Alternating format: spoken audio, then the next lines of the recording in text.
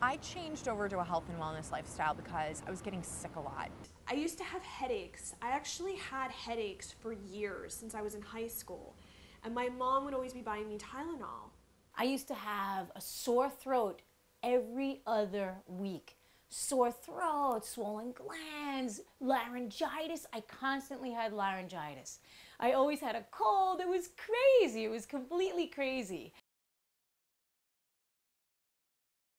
I was getting sick all the time, and I got the flu in early 2009, a really horrible flu where I wound up at St. Vincent's emergency room. And that was just enough for me. I couldn't keep going on the way I had been going on, which was just lack of sleep, poor nutrition. I kept getting sick. I was so run down I couldn't wake up. Actually, from sleeping 11 hours per night, my husband would be like shaking me, you need to get up for work, you have to wake up, and I could not wake up. Diet and lifestyle changes came when I was diagnosed with hyperthyroid. I had a goiter. My friends used to call me the neck. Here comes the neck. I had a goiter. I was about 25 pounds heavier, and I was always sick. And I was given the option, this is what I was told by my doctor, you can take radioactive iodine to destroy your thyroid, and then take Synthroid for the rest of your life. Instead of taking what the doctor had recommended to me, I took the option that was not recommended to me, which was improving my diet and lifestyle. And it started with getting into the kitchen to cook. That was really, for me, the beginning of my healing process and continues to be part of that journey. Being able to get into my kitchen and do things for myself that doctors and hospitals and all of that can't, and drugs can't do that for me, prescription medication. Because I came to find that food has such a dramatic effect on my body, and how fine-tuning my diet has led to this huge transformation for me. Today in my life, I know that my kitchen is a wellness center. My kitchen is where I came to heal myself.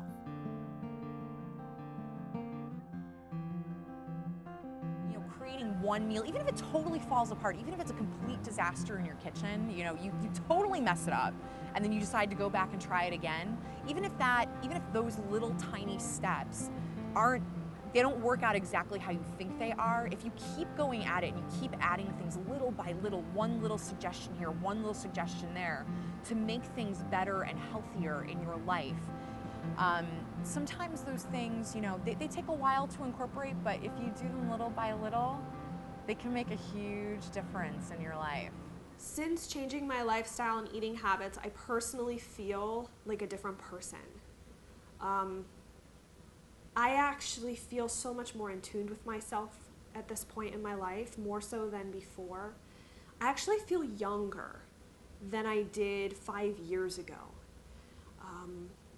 And I feel like even though I'm still constantly changing and tweaking things and playing with new types of food and ways of preparing them, that it's providing my body with this like whole palette of options that before seemed not possible. Like it wasn't even on the table, it wasn't even it was that far of a possibility for me.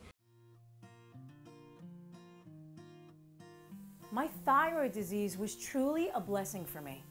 If it wasn't for my illness, I don't know that I would have woken up. And I did, I woke up, and today I'm taking care of myself at a level that I never imagined that I could. I feel truly blessed to have had the opportunity to have a disease. You know, whereas a lot of people look at disease and they think, oh, this is the worst thing that ever happened to me.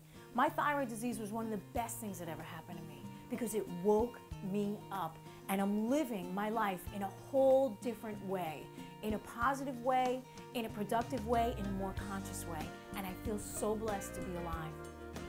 And I think that's one of the most beautiful things about making health and wellness transformations is that it's almost like this totally beautiful, infectious inspiration that people pass on, like learning how to cook. So many people are afraid to get into the kitchen. You know, it's like, it's a foreign place for most people.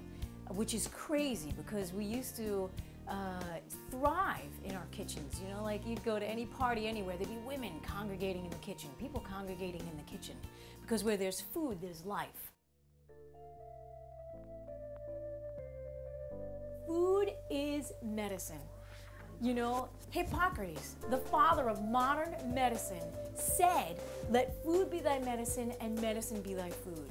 So really, get into the kitchen and cook. Take back control of your health and your life.